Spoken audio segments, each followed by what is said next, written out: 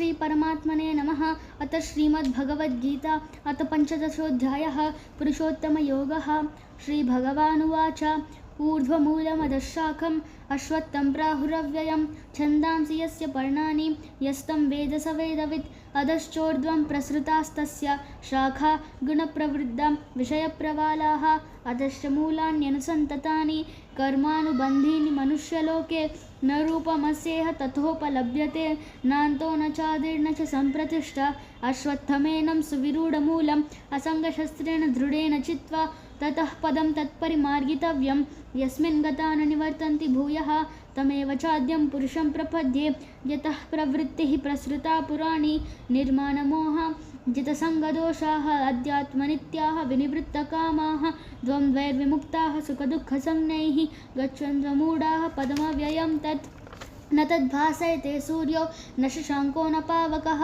यद्गत्वा न निवर्तन्ते तद्धाम परमं मम ममैवांशो जीवलोके जीवभूतः सनातनः मनःषष्ठानि इन्द्रियाणि प्रकृतिस्थानि कर्षति शरीरं यदवाप्नोति यच्चाप्युत्क्रामतीश्वरः गृहीत्वैतानि संयाति वायुर्गन्धानि वासयात् श्रोत्रं चक्षुः स्पर्शनं च रसनं घ्राणमेव च अधिष्ठाय मनश्चायं विषयानुपसेवते उत्क्रामन्तं स्थितं वापि भुञ्जानं वा गुणान्वितं विमूढानानुपश्यन्ति पश्यन्ति ज्ञानचक्षुषः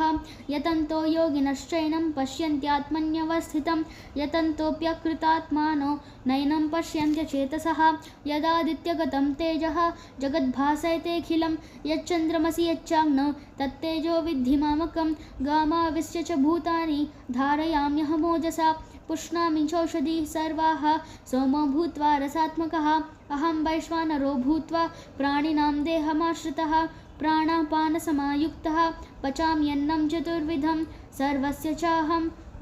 हृदि सन्निविष्टा मत्तस्मृतिर्ज्ञानमपोहनं च वेदैश्च सर्वैरहमेव वेद्य वेदान्तकृत्वेदविदेव चाहं द्वाविमौ पुरुषौ लोके क्षरश्चाक्षर एव च क्षरः सर्वाणि भूतानि कूटस्थोऽक्षर उच्यते उत्तमः पुरुषस्त्वन्यः परमात्मेत्युदाहृतः यो लोकत्रयमाविश्य बिभर्त्यव्यय ईश्वरः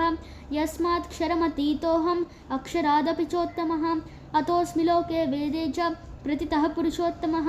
यो मामेवमसम्मूढः जानाति पुरुषोत्तमं स सर्वविद् भजति मां सर्वभावेन भारत